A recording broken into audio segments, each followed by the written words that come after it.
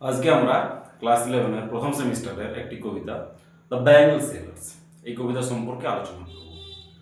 আজকে আমরা এই কবিতার বিষয়বস্তু, এই কবিতার স্ট্রাকচার, এই কবিতাতে কি কি রয়েছে সেই সম্পর্কে জানব এবং পরের ক্লাসে আমরা এই কবিতার line by line explanation Bangla সমেত জানব। চলো, কবিতাটার নাম হচ্ছে দ্য ব্যাঙ্গল সেলার্স, অর্থাৎ চুড়ি বিক্রেতারা। দ্য ব্যাঙ্গল সেলার্স বা চুড়ি বিক্রেতারা। এই কবিতাটি লিখেছেন সরোজিনী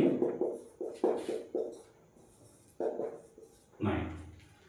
তবে কবিতাটার নাম হচ্ছে দ্য ব্যাঙ্গল সেলার্স চুড়ি বিক্রেতারা এবং এই কবিতাটা লিখেছেন সরোজিনী নাইডু। এই কবিতাটি কবি সরোজিনী নাইডু বা লেখিকা সরোজিনী নাইডু ইন্ডিয়ান যে কালচার এবং ট্র্যাডিশন এবং সেই ইন্ডিয়ান কালচার এবং ট্র্যাডিশনে ওমেন এবং ওমেনদের ক্ষেত্রে ব্যাঙ্গল অর্থাৎ চুড়ি কতখানি গুরুত্বপূর্ণ ভূমিকা পালন করে সেই সমস্ত কিছু সম্পর্কে সরোজিনী নাইডু আলোকপাত করেছে। এবার সরাসরি আমরা চলে আসি এই কবিতাটার স্ট্রাকচার সম্পর্কে। না, এই কবিতাটাতে টোটাল স্ট্যান্জাজ আছে 4টি, অর্থাৎ এই কবিতাটাতে 4টা স্ট্যান্জাজ রয়েছে এবং লাইনস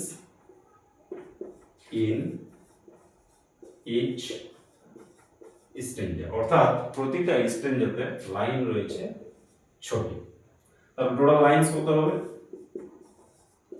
না, এই কবিতাটাতে টোটাল লাইনস হচ্ছে 4 × 6 = 24, অর্থাৎ এই কবিতাটাতে লাইনস রয়েছে প্রত্যেকটা স্ট্যান্জাতে 6টা করে লাইন এবং স্ট্যান্জা আছে 4টি, অর্থাৎ টোটাল 24 লাইনের কবিতা। এরপর জানবো আমরা এই কবিতার আরেকটু স্ট্রাকচার সম্পর্কে জানবো। না, এই কবিতাটাতে আমি আগে বললাম স্ট্যান্জা আছে 4টা, তার মধ্যে যে ফার্স্ট স্ট্যান্জা সেটাকে বলা হয় ইন্ট্রোডাকশন। এতে কি রয়েছে?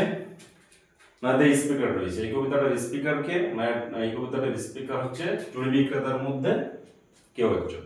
ওটা আমরা যখন কবিতাটা পড়বো, কবিতাটা সম্পর্কে ডিটেলস আলোচনা করব, তখন সমস্ত কিছু জানবো। এখন জেনে নাও যে এই কবিতাটার প্রথম স্ট্যান্জাকে বলা হয় ইন্ট্রোডাকশন। তাহলে 4টা স্ট্যান্জাজের মধ্যে প্রথম স্ট্যান্জা হয়ে গেল ইন্ট্রোডাকশন। এরপর প্রত্যেকটা স্ট্যান্জাতে সরোজিনী নাইডু একটা মহিলার জীবনের 3টি পর্যায়কে বর্ণনা করেছেন। 3 stages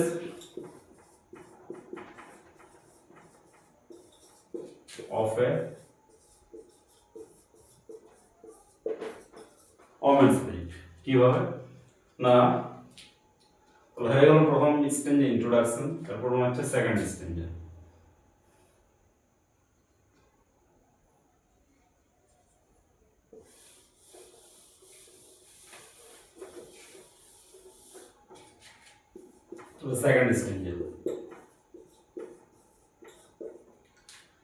সেকেন্ড স্ট্যান্জাতে রয়েছে মেডেনহুড। থার্ড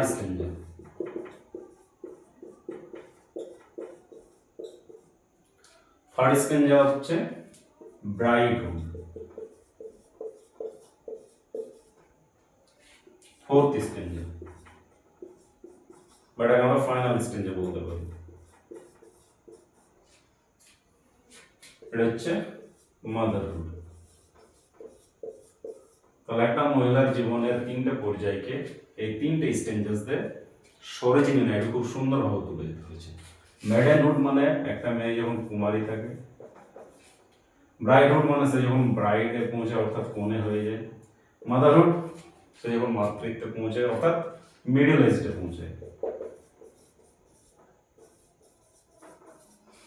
তো এই 3টে স্ট্যান্জাসে লেখিকা সরোজিনী নাইডু একটা মহিলার জীবনের 3টা পর্যায়কে খুব সুন্দরভাবে বর্ণনা করেছেন এবং প্রতিটা পর্যায়ে চুড়ি কতটা গুরুত্বপূর্ণ ভূমিকা পালন করে সেগুলো কিন্তু কবিতাটাতে রয়েছে।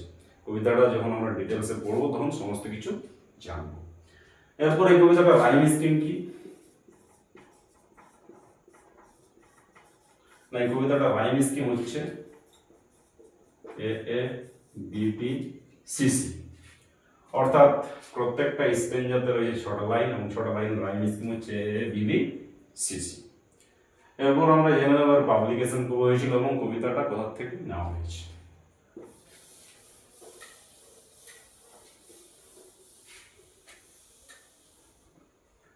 তাহলে এই কবিতাটা পাবলিশড হয়